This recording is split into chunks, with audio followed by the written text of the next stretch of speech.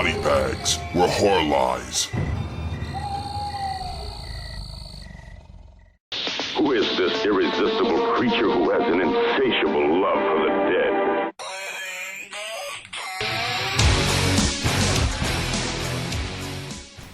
Hey guys, happy Thursday, this is your Fright Chick speaking. Okay, so this week's theme is a 50 pack, multi-pack, whatever the hell pack week. I don't actually own any 50 pack things, but I do have this 12 Reasons to Scream 12 pack. Okay, so I think that's the best you're gonna get. So I've picked popcorn, if I can find it, there it is. I've picked popcorn off of this because I haven't watched all of them, but I have watched a few. And I saw the artwork for this all through my life, and it was scary as shit, still is.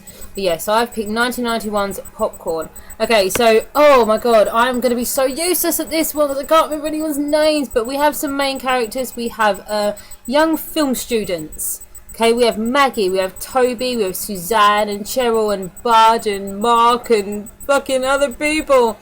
So the whole premise of the movie and when it starts off is that we have all of our film students, okay? We focus on Maggie. She's like that one chick who is pretty, but they're kind of weird. So they're kind of like cool, but they're not the bubbly, freaky 80s blonde bimbo type people. You know that one? Yeah, that one. So anyways, okay, so she's been having these recurring dreams about someone called Sarah, and it's like a fire, and it's like a young girl. And she keeps asking Mum, she's like, I have these weird dreams, I've always had them, blah, blah, blah, blah, blah. That's kind of like that thing where they set it up, and then it comes out later, but you're not meant to really think about it at the beginning. So they want to put on, like, they need to raise some money for their film school. They need to raise some money, and they decide to hold a horror movie marathon night at an old rundown theatre, as you do. The old rundown theatre, I think it's called Dreamland Theatre, is basically going to get torn down in a few weeks. So they rent the space out to have this big money-making movie marathon, and they decide to do like a kind of homage to the old 50s movies. They get like 3 50s sort of movies, you know, black and white, whatever. When they sort of did stuff like smell-o-vision and things like that. So they have like electric buzzers in the seats and like, well, like smell-o-vision really. They have all this kind of gimmicks set up that they're going to do just to make it extra special, and it's really good. And I'd love to go to something like that. But yes, so Maggie's been having these dreams, and she needs to make some money for her film school. So they have the thing, and they set it all up, and then they all go there. But there is a side plot of sorts where there was an old movie. They basically go to the theatre, and as they're setting it all up, they find an old film reel of a film called Possessor. And it's just kind of like a short movie. And then when they watch it, they're like, what the hell is this? This is really creepy. And I think the professor, like obviously their mentor, their teacher, he tells them that years and years ago, a man called Lanyard Gates basically filmed this. He was kind of one of those people like, I'm an artist, one of those. He filmed it, and then in the last scene, he killed his family on the stage, set fire to the theatre, and it burned the theatre, so not down, but obviously it burned the theatre, and killed all the people inside. It was like a big film cult thing. So Maggie obviously is like, oh, that's very much like my dream. I must learn more about it. So she goes to her mother, Suzanne. She's like, I have dreams, and it's very similar to this. Suzanne's very like, oh, don't ask about that. Don't ask about that. Let's go away somewhere. So obviously she gets her own little side plot going on. But as the film progresses, obviously it's just basically following them setting up for this horror movie marathon. That is what it is. They're setting it up. Maggie's off trying to discover more about Possessor and who Lanyard Gates is, and etc. That is pretty much it. And then obviously we have the horror movie night. That is kind of where it kicks off from. So we have the actual night happen, and as they're setting, as the kids, you know, the ones I couldn't remember their bloody names, Bud and Cheryl and Toby and Mark and all this, as they're setting the things up, they kind of get picked off one by one. Obviously it's a big place, and like shit happens, so no, they don't really get noticed that they've been killed. That always happens in films like this. I mean, it was coming out of the 80s, so it's still kind of the same formula. But yes, obviously we have Mark, who is the love interest, who has taken a young woman called Joy to the theatre instead of Maggie, because obviously there's a bit of a tiff going on. We have Toby, who's kind of walking around and, you know, just like overseeing stuff and friends with them all, and that kind of dude. And then all the other ones are just kind of there setting up their own little thing. One of them's manning the popcorn station. One of them's sorting out the big mosquito that's going to fly over everybody. One of them's doing something else, and that's kind of just how it goes. And we just kind of flip back and forth between them for a while.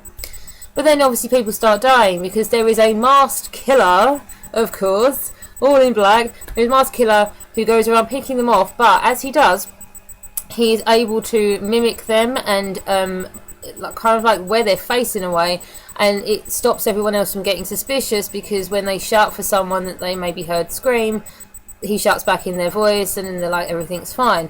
As the movie progresses, we realise that Maggie is kind of, she's working out what the twist in the movie is. Okay, so here's the twist in the movie, people. She's working out the fact that she is actually the daughter of Lanyard Gates, and she survived that night that the fire happened, and she has obviously repressed the memories, because she keeps running around telling everybody that he's here, that Lanyard Gates is back, even though he's supposedly dead.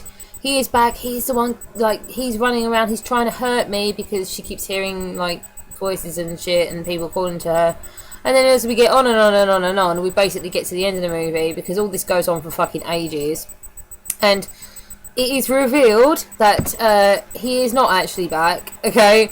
It was actually Toby. Toby was the killer, because Toby was a young boy at the time, and his mother was in the cult of Lanyard Gates. They were there at the night that the fire happened, and because Suzanne, who is Maggie's mother, who is actually her aunt, ran in and saved them, they survived, and Toby was burnt like really badly, and now as he can wear the faces of other people and create masks and basically take on their personas, that's how he's been doing it, that's how he's been getting around, that's how he's been killing people and no one's noticed. But yeah, he's taking on their masks and stuff, and he wants revenge on Maggie and Suzanne because he blames them for the fact that it all went wrong and Possessor's ending never really happened, and he basically wants to recreate the ending that should have happened, where they should have been killed. And that's what he does. He kind of puts them out on stage, he incapacitates them. All the other ones, I don't know about all of them, but most of them have been killed at this point, so who the hell's going to save them? Mark at this point had run off because he had been told that she'd gone home with Toby. He gets to Toby's place and realises that who he is, kind of, that he's a dangerous person, he wants to hurt Maggie. Rushes back as the outside help, as you do. Rushes back to the theatre as the outside help and manages to break in and basically stop Toby from doing his evil plan. That's pretty much the film. I mean, a lot of it is padding. You get a decent beginning where you get your little flashbacks. You get to watch them set up the horror movie night. You watch them get picked off one by one here and there, and then you get your little twist ending. But the ending really is the best part. I mean, like, it wasn't a terrible film. It wasn't like really, really boring or anything, and it flowed quite nicely. But it is the kind of, I mean, they're kind of a million of them. All of those turn of the decade, 1990, 1991, 92 films, they're all very similar. They all use the same formula. I think Mirror Mirror was one of them, but they all use the same sort of formulas, and that's just kind of what happens. But yeah, it was a decent flick. I will watch it again. I haven't watched it for a while, but I will watch it again. It was good and definitely worth a watch, especially if you like that kind of stuff where you're looking at films within a film. I love that kind of stuff. So yes, that was my review of Popcorn. It was probably useless, but whatever. I'll see you next week. Bye.